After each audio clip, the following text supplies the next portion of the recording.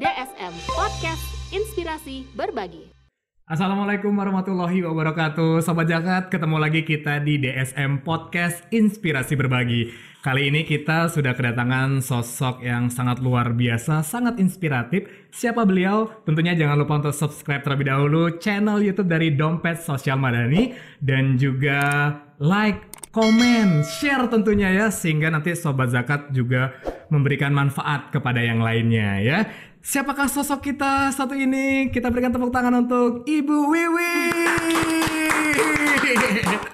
Assalamualaikum warahmatullahi wabarakatuh, Ibu Wiwi. Waalaikumsalam, Mas Oman. Nama lengkap? Nama lengkap ya? Iya. Nama lengkapnya Lailatul Widayati. Oke, jadi dipanggilnya Ibu Wiwit gitu ya. Betul. Dan Ibu Wiwit ini adalah direktur dari Sekolah Mutiara. Iya, yang ada di Jimbaran ya. Oh, yang ada di Jimbaran. Boleh tahu sedikit-sedikit spill dulu dong, Sekolah Mutiara ini sekolah seperti apa sih, Bu? Iya, jadi Sekolah Mutiara ini berdiri dari tahun 2016 ya. Untuk yayasannya berdiri di tahun 2016, kemudian beroperasinya itu di tahun 2017. Ada dari unit PAUD, kemudian SD, dan sekarang ada unit SMP seperti itu. Kemudian alamatnya di daerah Jimbaran ya. Di Jalan Lingkar Timur Udayana 8 di Jimbaran seperti itu. Kemudian memang ini sekolah yang berbasis agama memang gitu ya, tetapi tidak menutup kemungkinan untuk semua semua agama atau semua komponen bisa bergabung dan bisa masuk di Sekolah Mutiara. Oke, menarik. Sebelum kita membahas lebih dalam tentang Sekolah Mutiara ataupun sekolah berbasis agama, pengen tahu tentang profilnya Bu Wiwit dulu nih, gitu ya. Pengen tahu kan ya, Sobat Zakat ya, karena kan orang bilang tak kenal tak sayang gitu. Bu Wiwit ini memang asli Bali atau lahir di mana, besar di mana? Saya lahir sampai SMA di satu kota kecil ya. Kota kecil mana itu? Di Trenggalek, Jawa Timur. Seperti itu. Kemudian ke Bali itu tahun 2002 untuk kuliah di sini sampai sekarang. Kemudian menikah di Bali juga ya, menemukan jodohnya di Bali. Masya Allah. Kemudian alhamdulillah sangat nyaman tinggal di Bali dan menetap di Bali. Ber-KTP Bali. Masya Allah, artinya sudah menjadi warga Bali gitu ya, Bu Wiwit ya. Kan memutuskan untuk kuliah di Bali, dapat jodoh di Bali gitu ya. Akhirnya sekarang sudah ber-KTP Bali. Kenapa Bali? Iya, jadi sebenarnya awalnya kalau kenapa ditanya Bali begitu ya Mas Oman. Jadi kan Bali ini salah satu tempat yang sangat menarik begitu ya, dikunjungi banyak orang, dan kemudian memang pada saat itu ada beberapa pilihan untuk kuliah ya. Zaman waktu itu UMPTN ya. Iya, benar. Kelihatan usia gitu ya. Zamannya berbeda gitu. Zamannya berbeda. Kemudian memang ada 3 pilihan ya, ada pilihan 1, kedua Surabaya. Pilihan yang ketiga memang di Bali gitu. Kebetulan memang ada temennya kakak saya yang memang adiknya kuliah di sini gitu. Jadi saya yakin mungkin semuanya sudah diatur Tuhan gitu ya Mas ya, sudah diatur Allah, tapi kemudian saya punya pilihan, saya memilih di Bali dan keterimanya di Bali seperti itu. Masya Allah, keren banget. Di Universitas Udayana. Iya, jurusan apa itu, Bu? Jurusannya Fakultas Hukum, saya ngambil Fakultas Hukum. Wow, dari hukum malah ke pendidikan ya? Betul. Tapi masih relate lah ya, bagaimana supaya pendidikan juga sadar dengan hukum gitu ya. Betul. Jadi memang kenapa kemudian larinya ke pendidikan gitu ya. Jadi awalnya sebenarnya saya ini kalau bicara tentang relevansi gitu ya, hukum dan pendidikan menurut saya masih ada relevansinya gitu ya. Karena pada dasarnya sebenarnya saya suka berinteraksi dengan orang, suka membangun jaringan gitu ya, suka mengelola orang gitu, dan ini kan juga dipelajari juga di Fakultas Hukum. Dan kenapa kemudian larinya ke pendidikan? Mungkin memang darah pendidikannya mengalir dari bapak saya gitu. Jadi sosok bapak saya ini sangat menginspirasi bagi saya. Bapak saya sebelum pensiun beliau kepala sekolah dan memang dedikasinya terhadap dunia pendidikan ini luar biasa. Beliau dari pagi sampai malam, kemudian berjibaku ya di rumah, di sekolah dengan loyalitas yang luar biasa, dan tempat dinasnya bukan bisa dijangkau dengan kendaraan yang gampang gitu ya, harus naik turun dan sebagainya, tetapi dedikasi yang diberikan untuk dunia pendidikan ini luar biasa, sehingga saya melihat sosok bapak saya ini mungkin tidak banyak di orang-orang ya, tapi ini sungguh menginspirasi bagi saya. Mungkin darah pendidikannya ada di situ, darah pendidiknya ada di situ. Luar sehingga biasa saya sekali. hari ini sangat mencintai dunia pendidikan. Luar Begitu, biasa. Mas Oman. Iya, mohon maaf, ayahanda masih ada? Bapak 2 tahun lalu sudah dipanggil. Oke, tapi jiwanya masih ada ya. Betul. Kenangan-kenangannya, momentum-momentum bagaimana Bu Wiwit akhirnya juga jatuh cinta dengan dunia pendidikan, itu masih melekat banget gitu ya. Bu Wiwit, boleh dong kan, ini adalah sebuah dedikasi Bu Wiwit ya, yang salah satunya terinspirasi oleh ayah. Mau ngucapin apa nih untuk ayah dan Trin? Di situ ya. Iya. Untuk Bapak, terima kasih selama ini sudah mengajarkan banyak hal ya, terutama tentang bekerja keras, kemudian tentang pantang menyerah, dan nilai-nilai kejujuran. Mungkin bapak saya orang yang tidak banyak bicara, tapi dari sikapnya, kemudian sentuhannya kepada saya itu spiritnya begitu dalam kepada saya gitu. Jadi nggak banyak bicara setiap hari di rumah, tapi saya melihat bahwa bapak saya orang yang luar biasa gitu, sehingga saya bangga memiliki ayah seperti bapak gitu ya, memiliki orang tua yang luar biasa yang mendidik saya tentang ya arti kejujuran, arti bekerja keras gitu ya, pantang menyerah. Itu sih sebenarnya yang saya ambil pelajaran dari bapak saya. Masya Allah, luar biasa sekali. Semoga Sobat Zakat juga bisa terinspirasi bagaimana kita bisa mendengarkan dengan sangat haru ya Bu Wiwit, bahkan sampai berkaca-kaca. Ini tisu mana nih ya? Tisu ya, ntar ya. Saya ambilkan tisu dulu nih Bu Wiwit ya. Mohon maaf Bu Terima Wiwit kasih. ya. Kalau misalnya kita bisa dengarkan gitu ya, bagaimana bangganya Bu Wiwit ini dengan sosok ayahanda yang insya Allah walaupun ayahanda sudah ada di surganya Allah, tetap masih ada jiwa dan juga bagaimana untuk tetap jalan ataupun meneruskan perjuangan sang ayahanda. Oke, Bu Wiwit kita lanjut ya. Mohon maaf sebelumnya di awal-awal sudah bikin Bu Wiwit agak sedikit turun nih emosinya ya. Kita mulai lagi.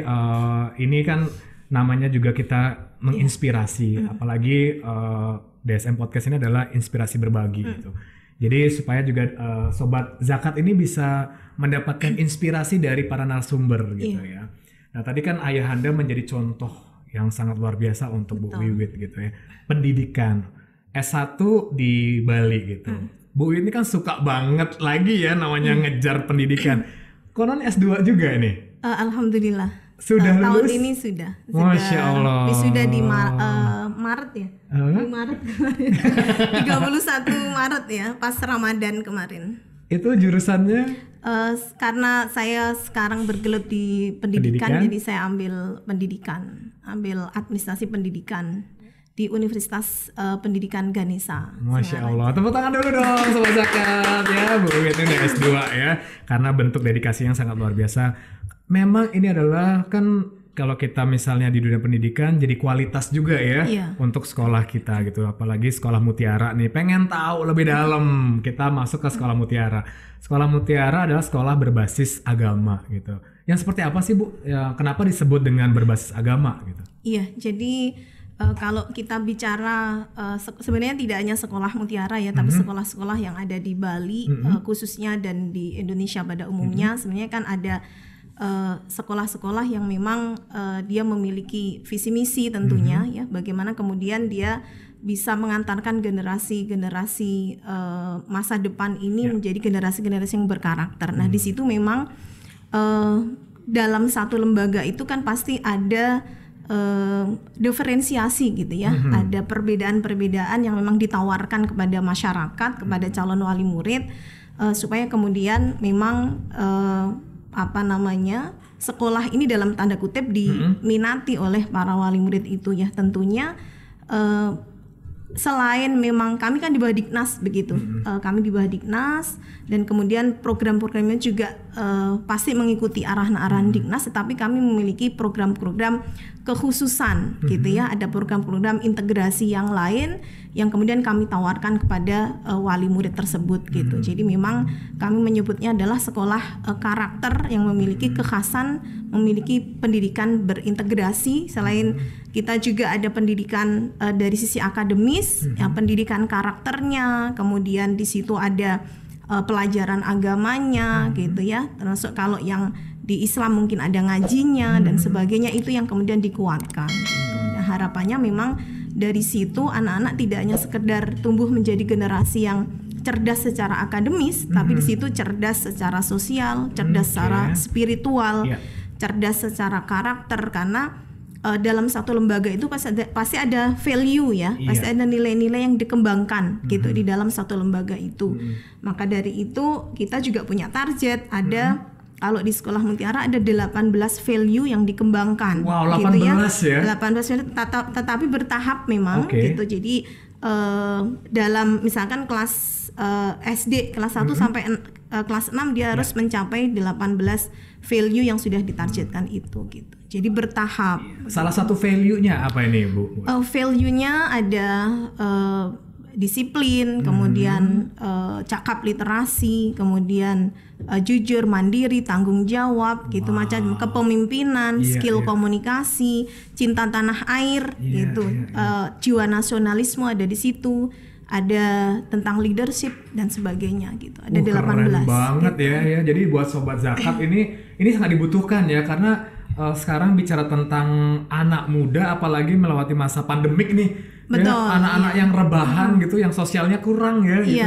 Sekarang ternyata Sekolah Mutiara bisa memberikan value itu tadi gitu. Jadi kalau misalnya nih orang tua yang ingin mendaftarkan anak-anaknya Sekolah Mutiara itu kayak gimana? Ada syarat-syarat tertentu nggak, Bu?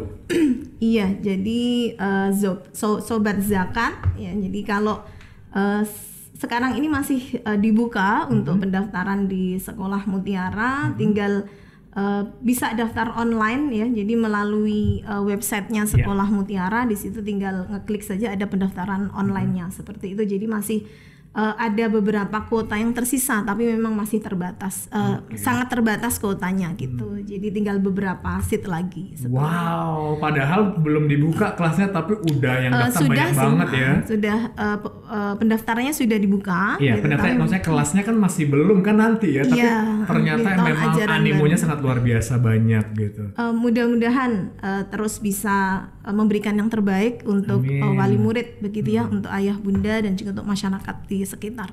Dan kalau bicara tentang harga biaya kan, persepsi orang tentang sekolah berbasis agama kan berbeda tuh dengan sekolah-sekolah lainnya gitu. Sebenarnya mahal nggak sih, Bu? Kalau bicara biaya itu sebenarnya relatif ya, Mas Oman, karena masing-masing orang tua sudah punya pilihan kan, begitu. Jadi sebenarnya kalau bicara biaya, lagi-lagi ini tadi ya tergantung bagaimana kemudian orang tua menginginkan pendidikan yang seperti apa untuk anak didiknya gitu. Jadi sekolah-sekolah yang mungkin relatif dalam tanda kutip tadi gitu ya, budgetnya agak tinggi, maka dia larinya kepada program gitu. Dalam 1 tahun program itu diimplementasikan dalam kegiatan-kegiatan seperti apa gitu, sehingga memang yang didapat juga banyak gitu. Tetapi kalau di Bali ini kami membandingkan dengan sekolah-sekolah seperti ini yang di luar Bali gitu ya, di Jakarta, Surabaya ini masih jauh lebih terjangkau sebenarnya budgetnya gitu. Jadi kita sebenarnya bicara kualitas gitu, bicara kegiatan program yang diberikan kepada ayah bunda, kepada anak-anak itu seperti apa gitu. Jadi semuanya punya pilihan gitu. Kalau menginginkan anaknya mendapatkan dampak dan efeknya seperti apa ya pilihannya ini gitu ya gitu. Jadi kualitasnya memang tergantung tadi ya program-program dan kegiatan yang dicanangkan dalam 1 tahun itu gitu kan. Biasanya sekolah-sekolah itu dalam 1 tahun ada program yang sudah dicanangkan. Kalau siswa baru kami ada program namanya Welcoming Parents gitu. Jadi sebelum anak-anak masuk orang tua kami undang untuk mengetahui program-program dalam 1 tahun itu seperti apa begitu. Sehingga orang tuanya sudah nggak khawatir gitu ya Bu ya. Betul, Oh ini akan ada kegiatan apa aja selama 1 tahun, anaknya akan belajar apa aja, dan kemana, biaya berapa dan segala macamnya itu sudah akan dikumpulkan sebelum anak-anak itu aktif belajar di sekolah gitu. Karena kadang-kadang ada orang tua yang takut gitu ya dengan budget. Padahal kan sebenarnya semuanya bisa diselesaikan dengan komunikasi. Datang bertanya, kemudian apakah bisa bertahap atau tidak dan sebagainya, itu semuanya bisa diselesaikan dengan diskusi dan komunikasi sebenarnya. Tapi memang tadi ya tak kenal maka tak sayang gitu. Maka datang bertanya, komunikasi gitu. Yang terjadi ada beberapa yang tadi yang kok kelihatannya begini gitu ya, padahal ketika sudah diskusi, sudah komunikasi, ternyata bisa kok dibayar bertahap gitu. Jadi benar-benar setiap ada masalah pasti ada solusinya gitu ya. Seperti itu Mas. Diferensiasinya nih, pembedanya yang kuat banget sehingga Sekolah Mutiara ini menjadi pilihan buat masyarakat.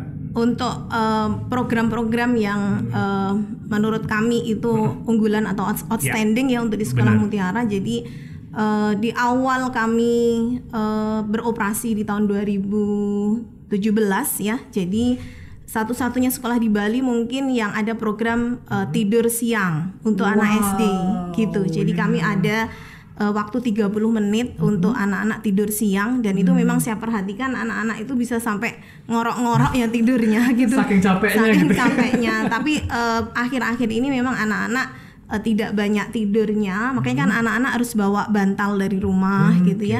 Tapi sekarang ini anak-anak lebih cenderung diskusi, curhat dengan bapak ibu gurunya, dengan ustadzahnya yang putri dengan ustadzah yang putra dengan ustadz gitu ya, untuk ya curhat harian begitu. Itu, dan sekarang memang sudah ada beberapa sekolah yang mengadakan tidur siang. Jadi Mutiara mungkin jadi trendsetter di Bali. Pelopornya gitu ya. Yang kedua adalah kami satu-satunya sekolah mungkin di Bali yang ada program nama kami sebut dengan pengembangan potensi siswa. Apa gitu itu, ya. Bu? Pengembangan potensi siswa itu ada 2. Jadi yang pertama anak-anak SD dan SMP sudah kami terjunkan ke masyarakat kerjasama dengan para dengan musola dan masjid untuk mengajar gitu. Jadi itu siswa SD dan siswa SMP kami terjunkan sekitar 2 pekan begitu. Jadi kelas SMP kelas 1, 2, 3, kemudian ada kelas 6 gitu. Jadi ini kalau SMP sudah berjalan 2 tahun ini, kalau SD baru berjalan 1 tahun ini. Jadi anak-anak sudah berani diajarkan untuk tadi mengajar Al-Quran, karena di sekolah sudah dibekali sehingga bisa dimanfaatkan oleh masyarakat sekitar, masjid dan musola sekitar. Nah ini dapat apresiasi luar biasa gitu, termasuk masjid yang dekat rumahnya Mas Oman ya di Nusa Dua itu juga menjadi kami berkolaborasi seperti itu. Itu yang mengajar gitu ya, pengabdian masyarakat lah bahasanya gitu. Yang kedua adalah anak-anak SMP itu sudah kami terjunkan untuk bisa ke magang di tempat-tempat yang memang menerima untuk anak-anak SMP gitu ya. Termasuk juga DSM, kemudian ada di band Laris ini gitu. Itu kemarin kami uji coba di sekitar 1 pekan untuk magangnya itu gitu. Jadi ini akan berjalan setiap tahun gitu. Makanya sebenarnya ini mudah-mudahan juga menjadi pelopor, karena bagaimana anak-anak SMP ini juga diterjunkan ya, minimal bisa bersosialisasi dengan orang, minimal bisa berkomunikasi baik dengan orang gitu kan. Jadi tidak hanya di sekolahnya saja seperti kata dalam tempurung, tapi bagaimana dia bisa mengenal dunia luar. Itu kemudian program diferensiasi yang lain yang kami adakan di Sekolah Mutiara. Jadi karya ilmiah itu menjadi satu nilai kelulusan syarat kelulusan di Sekolah Mutiara, karena sekarang kan nggak ada ujian nasional ya Mas Oman, sekarang ada ujian sekolah, maka anak-anak SMP kelas 3 dan kelas 6 itu 3 anak dengan 1 pembimbing, itu dibimbing untuk membuat karya ilmiah sederhana, kemudian dibimbing untuk membuat penelitian sederhana, kemudian presentasi di depan orang tua. Gitu. Nah ini memang kalau kami lihat belum ada sih di Bali gitu. Seperti itu salah satu program diferensiasi yang kami lakukan gitu ya. Mudah-mudahan memang ini bisa dilanjutkan sebagai program unggulan kami seperti itu. Wow, luar biasa sekali ya, karena jarang banget ya SMP itu diberikan program-program seperti itu. Berikan tepuk tangan dulu sama Zakat untuk Sekolah Mutiara yang memiliki diferensiasi yang luar biasa sekali gitu ya. Karena kalau misalnya magang itu kan anak-anak SMA, SMK. Betul. Ini SMP udah diajarin magang ya, langsung terjun di dunia kerja gitu ya. Kemarin kami dilemanya seperti itu. Ini apakah dunia kerja ini bisa menerima anak-anak usia SMP begitu ya. Sebenarnya kami kan inginnya mencari yang memang tempat-tempat besar supaya tapi dilemanya itu mungkin belum menerima gitu kan. Ada beberapa yang memang kemarin kami masukkan proposal surat itu belum menerima, tapi ada beberapa yang memang sangat membuka kesempatan itu untuk anak-anak usia SMP seperti itu. Oh, menarik banget. Nah, untuk misalnya nih orang tua ataupun calon siswa yang mungkin belum berkesempatan datang langsung gitu, ada sosial medianya nggak sih Bu? Saya kan dunianya sosmed nih ya, anak-anak muda senangnya duduk ngeliat gitu biar sambil baca-baca. Itu di mana nih ngeceknya? Iya, sosial medianya ada IG ya, Sekolah Mutiara Bali, ada websitenya sekolahmutiara.id ya, kemudian ada fanpage-nya juga Sekolah Mutiara seperti itu, TikTok-nya juga ada. Tuh, menarik ya sama Zakatnya sampai ada TikTok-nya loh ya. Karena memang ini adalah cara mengedukasi para orang tua ataupun calon siswa yang masih mungkin penasaran, masih ragu-ragu, sehingga lebih yakin lagi kenapa harus lebih yakin memilih Sekolah Mutiara gitu ya Bu Wiwit ya. Iya, nah kalau bicara tentang keterlibatan orang tua nih Bu, bagaimana nih dengan Sekolah Mutiara? Berkaitan dengan kolaborasi dengan orang tua, alhamdulillah kalau Sekolah Mutiara ini sangat terbuka gitu ya, sangat dekat komunikasinya dengan orang tua gitu, bondingnya dengan orang tua ini lumayan, karena kami kan juga punya komite ya, punya pengurus komite yang kemudian ada rapat rutinnya, kemudian juga di situ kami juga sangat terbuka dengan masukan-masukan gitu ya, yang membangun tentunya, yang konstruktif dari orang tua. Memang kami pilah gitu kan, ada masukan yang saat itu harus dilaksanakan, ada yang kami pending, ada yang kemudian kami juga mungkin kami wujudkan berapa bulan berikutnya seperti itu. Jadi orang tua sangat terlibat aktif di dalam kegiatan-kegiatan Sekolah Mutiara gitu ya. Jadi ada parenting, kemudian ada kegiatan-kegiatan yang tadi dihadiri orang tua, karena kami bicara program itu termasuk dari PAUD itu, anak-anak PAUD sudah kami ajarkan untuk public speaking ya. Jadi dari kecil anak-anak sudah diajarkan untuk presentasi, dan presentasi dengan ala anak-anak tentunya ya. Itu dihadiri oleh orang tua. Jadi beberapa kegiatan memang sangat banyak melibatkan orang tua gitu. Kemudian ada namanya Mutiara Cafe Morning setiap 2 pekan sekali gitu ya. Memang ini kerjasama juga dengan komite ya, selain parenting. Kemudian ada kegiatan-kegiatan tadi yang harus dihadiri orang tua. Kalau pengambilan rapot hasil belajar pasti ya orang tua. Tapi kegiatan-kegiatan lain juga melibatkan orang tua, dan bersyukurnya kami memiliki orang tua siswa yang luar biasa, sangat kooperatif. Kemudian sangat support dengan kegiatan-kegiatan sekolah. Itu sih, sehingga memang program-program di Sekolah Mutiara sangat berjalan baik gitu ya, berjalan harmonis ya, hubungan antara sekolah gitu ya, program sekolah dengan program orang tua. Wow, keren banget ya. Kalau tadi misalnya Sekolah Mutiara dengan orang tua, kalau sekarang Sekolah Mutiara dengan lembaga lainnya, contoh DSM. Tadi kan juga Bu Wit bilang kan kerjasama sama DSM, Ben Laris gitu. Nah, untuk kolaborasi dengan DSM ini apa aja Bu? Iya, jadi kami lembaga pendidikan tentunya Mas Oman ya, tetapi kan kami juga ada program-program sosial juga gitu, sehingga secara pribadi dan secara lembaga memang ada beberapa yang juga menawarkan untuk kerjasama ini, tetapi memang kami memilih DSM ya untuk penyaluran kan ada misalkan bencana, kemudian ada infak bulanan itu yang dikumpulkan kencelengnya itu mungkin 2-3 bulan 2-3 bulan dari siswa begitu ya. Kemudian memang kenapa memilih DSM ya, kami tentunya bekerja sama dengan lembaga yang sudah terpercaya ya, sudah ada izinnya, kemudian juga dikelola secara profesional, kemudian laporannya jelas, karena kan ketika ada infak, ketika ada dana-dana sosial itu juga laporannya juga langsung, bahkan infak anak-anak itu juga mendapatkan feedback ya, langsung dikirim jumlahnya berapa, kemudian ananda siapa langsung ke orang tuanya gitu. Jadi lebih aman ketika menyalurkan ke lembaga yang memang sudah terpercaya. Begitu sih. Masya Allah, keren banget gitu ya. Kan tadi udah kolaborasi dengan DSM dan sebentar lagi kan Idul Adha nih Bu gitu. Iya. Apa betul. Juga kerjasama atau kolaborasi kurbannya? Iya, kami setiap tahun sejak berdirinya Mutiara memang kerjasama mulai dari ya kurban, penyaluran dana bencana itu ke DSM gitu. Wow, menarik. Apakah nanti untuk siswa-siswa juga diberitahu pentingnya kurban, apakah kurban itu bisa dibagi dan segala macam tuh? Iya, ada juga, jadi Bu, ya? memang kami juga ada edukasi ya untuk anak-anak dan juga kepada orang tua, karena kan kami juga sudah menyebarkan surat, kemudian pemberitaan yang lain kepada orang tua begitu. Jadi orang tua sudah mengetahui bahwa setiap tahun Sekolah Mutiara memfasilitasi bekerja sama dengan DSM untuk kurban ini. Masya Allah, keren banget ya. Ini kalau misalnya kita kupas lebih banyak lagi, ini kayaknya nggak cukup kita ketemunya cuma 30 menit 1 jam ya, panjang soalnya gitu. Nah, Sekolah Mutiara ini kan memang berbasis agama gitu. Bicara tentang berbasis agama ini kan nggak terlalu banyak ya, apalagi di Bali nih Bu gitu.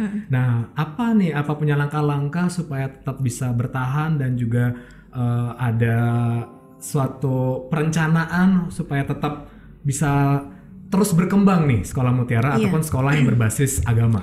Ya, sebenarnya kalau kita bicara tentang pendidikan gitu ya, ini menarik ya Mas Oman, karena saya berpikir bahwa pendidikan ini merupakan ruhnya peradaban, kalau bahasanya seperti itu. Jadi tanpa pendidikan ya masa depan kita tidak akan berubah, masa depan kita tidak akan cerah gitu. Jadi pendidikan ini merupakan satu kebutuhan yang diperlukan oleh semua pihak menurut saya, sehingga eksistensi dunia pendidikan ini saya pikir apakah kemudian berbasis agama ataukah umum, menurut saya punya peran yang sama gitu. Perannya apa? Sesuai dengan amanat Undang-Undang Dasar ya, mencerdaskan kehidupan anak bangsa, mencerdaskan anak bangsa, dan ini saya pikir semuanya harus berkolaborasi gitu. Tidak bisa kita bicara aku dan kamu, tapi kita bicara kita. Gitu untuk apa? Mengantarkan generasi-generasi kita menjadi generasi-generasi yang terbaik, generasi yang baik, generasi yang berkarakter gitu. Sehingga masing-masing sekolah pasti punya cara untuk bagaimana kemudian dia bisa mengantarkan generasi terbaiknya itu gitu ya, untuk menggenggam masa depannya itu dengan cerah begitu ya. Menurut saya memang tadi ya, sesuatu ketika diawali dengan hati maka dia sampainya kepada hati gitu. Kita bicara pendidikan itu tidak bicara ke hilir, dari hilir saya, tapi kita bicara ke hulu. Apa sih yang tujuan dari pendidikan ini apa? Kemudian apa dulu yang harus dibenahi? Kemudian mungkin bahasa-bahasa yang umum sekarang, servis kita kepada orang tua seperti apa, excellent atau tidak dan sebagainya. Karena kalau kita bicara tentang pendidikan, selain program-program yang tadi berdiferensiasi, unggul, outstanding tadi programnya, maka kita bicara tentang perbaikan sumber daya manusia. Jadi itu dulu yang harus diperbaiki. SDM-nya siapa ya? Salah satunya adalah pendidik gitu. Kita tidak akan bisa menularkan spirit kepada anak-anak kita kalau pendidiknya saja juga nggak punya spirit gitu. Kita tidak bisa menyampaikan kepada anak-anak kita, ayo membaca, kalau gurunya sendiri juga tidak rajin membaca. Karena kita bicara pendidikan, saat ini Indonesia sedang darurat literasi ya Mas Oman gitu. Jadi literasi ini memang, literasi tidak hanya membaca ya gitu. Jadi literasi itu banyak Mas Oman, ada literasi digital, literasi keuangan gitu. Nah ini yang kemudian juga saat ini perlu dimasukkan di kurikulum menurut saya gitu. Jadi memang harus ada program-program yang tadi ya unggul, berbeda dengan lembaga-lembaga yang lain. Saya pikir ketika punya program-program yang berbeda dengan lembaga yang lain, maka masyarakat akan melihat, masyarakat akan tertarik dan kemudian akan berbondong-bondong masuk ke lembaga-lembaga tersebut gitu. Setuju banget. Itu sih, Mas. Tantangannya Bu, terakhir nih, tantangan untuk kita bisa mengedukasi dan mengenalkan sekolah berbasis agama kepada masyarakat. Iya, kalau bicara tantangan sebenarnya semua yang bergerak di dunia pendidikan pasti punya tantangan yang tidak ringan ya menurut saya, Mas Oman. Tetapi bagaimana menurut saya semuanya harus bergandengan tangan, semuanya harus tadi bersinergi, menyamakan langkah. Jadi masing-masing lembaga ini betul-betul harus bisa berkomunikasi, berkolaborasi dengan baik, tidak tidak berkompetisi gitu. Jadi ketika hal ini sama-sama nih kita bahkan kemudian bisa saling mempromosikan, itu lebih bagus menurut saya. Misalkan kami ada orang pindahan gitu ya, tinggalnya di Denpasar, tapi kemudian dia nyari sekolah di Jimbaran, pasti kami juga akan arahkan ke tempat tinggalnya yang lebih dekat lagi gitu. Sehingga ketika kemudian memang masing-masing ini sudah bersinergi, ya insya Allah akan tadi ya visi misinya, tujuannya ya untuk pendidikan yang lebih luas, tidak hanya bicara lembaga kita gitu ya, tapi untuk pendidikan yang lebih luas akan tantangan-tantangan itu bisa terselesaikan dengan baik gitu ya. Kalau kita bicara tantangan, sekali lagi semuanya pasti di bidang apapun pasti ada tantangan, tetapi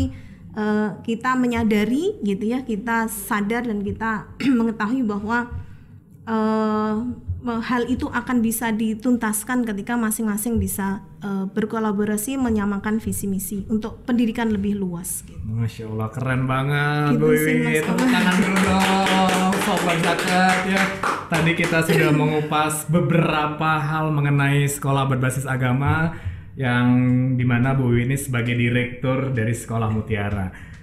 Closing statement, pesan penutup untuk para Sobat Zakat apa nih Bu Wiwi? Iya, baik, terima kasih Mas Oman. Kalau harapan ya untuk dunia pendidikan pada umumnya gitu ya. Jadi saya sebenarnya harapan saya pribadi gitu ya, pendidikan itu kembali kepada fitrahnya, nilai-nilai dasar yang dibutuhkan oleh manusia gitu. Jadi yang pertama adalah pendidikan ini bagaimana bisa mengajarkan generasi muda kita dia mengetahui siapa penciptanya gitu. Yang kedua adalah dia tahu ya dia diciptakan, dia berasal dari mana, dan kemudian yang ketiga dia mengetahui bahwasanya bagaimana cara dia mensyukuri gitu ya atas nikmat-nikmat yang sudah penciptanya berikan kepada kita.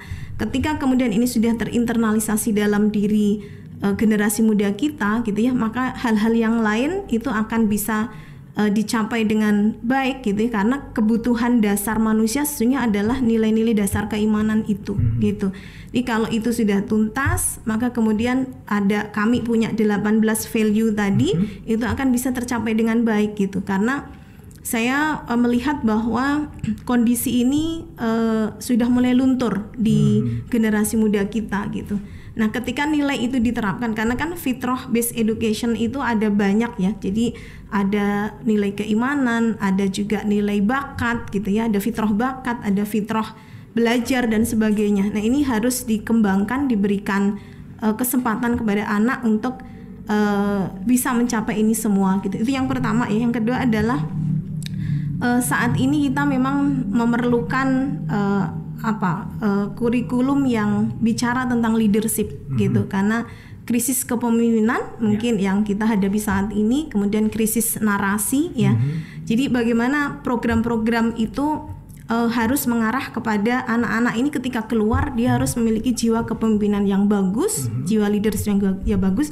Yang kedua adalah dia memiliki skill komunikasi, karena secerdas apapun dia, sepintar apapun dia, kalau dia tidak bisa menyampaikan ide-idenya gitu ya, bisa mengimplementasikan ide-idenya, maka hal itu juga tidak tidak bagus juga gitu, tidak akan bisa optimal gitu.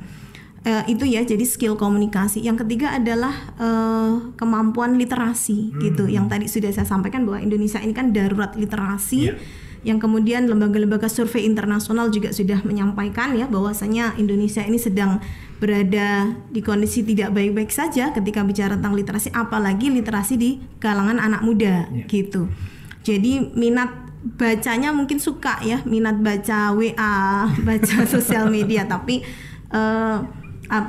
baca bukunya ini yang kemudian masih kurang. Jadi saya pikir literasi tadi tidak hanya sekedar membaca, tapi juga ada literasi menulis, literasi keuangan. Nah ini kami tahun ajaran baru, ini spill ya. Jadi kami spill Sekolah Mutiara akan ada kurikulum tentang financial literacy. Mulai dari PAUD, SD, SMP itu kami masukkan program literasi keuangan gitu untuk anak-anak didik kami, karena kita tahu bahwasanya mungkin anak selama ini sekolah tidak banyak mengajarkan tentang bagaimana mengelola keuangan, bagaimana mendapatkan uang, bagaimana investasi dan sebagainya. Mungkin dengan kurikulum seusia mereka. Jadi ini salah satu program unggulan juga yang akan kami terapkan di Sekolah Mutiara. Ada yang namanya kami masukkan kurikulum financial literasi tadi. Seperti itu Mas Oman. Jadi harapannya memang lembaga pendidikan itu ya, siapapun lembaga pendidikan apapun, saya pikir harus kemudian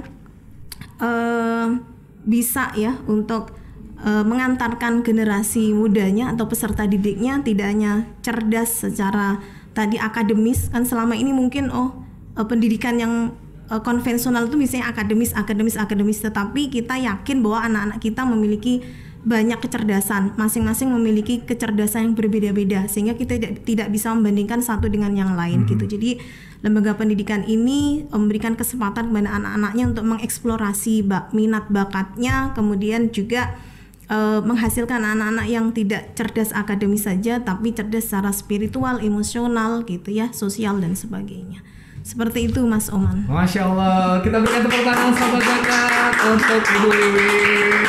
Luar biasa sekali, terima kasih Bu Wiwit atas waktunya sudah mau memberikan inspirasi dan berbagi kepada kita semua bahwa penting banget kita harus memiliki pendidikan yang berkualitas gitu ya. Dan sahabat zakat, itu tadi kita sudah berbincang hangat dengan Ibu Wiwit selaku direktur dari Sekolah Mutiara yang insya Allah semoga apa yang disampaikan, diinformasikan mendapatkan manfaat untuk kita semuanya. Dan sekali lagi kalau kita bisa bilang, kalau kita ingin merubah diri kita rubah pola pikir. Tapi kalau kita ingin merubah dunia, kita rubah pola pendidikan yang lebih berkualitas lagi ya. Ketemu lagi kita di DSM Podcast Inspirasi Berbagi, yang dimana kita akan mengundang narasumber yang sama hebatnya seperti Ibu Wiwit. Tentunya jangan lupa untuk subscribe terlebih dahulu di channelnya DSM atau Dompet Sosial Madani, yang dimana ini juga akan tayang di Spotify dan juga Noise ya. Kita akan ketemu lagi di episode berikutnya. Wassalamualaikum warahmatullahi wabarakatuh. Terima kasih, sampai jumpa. DSM Podcast Inspirasi Berbagi.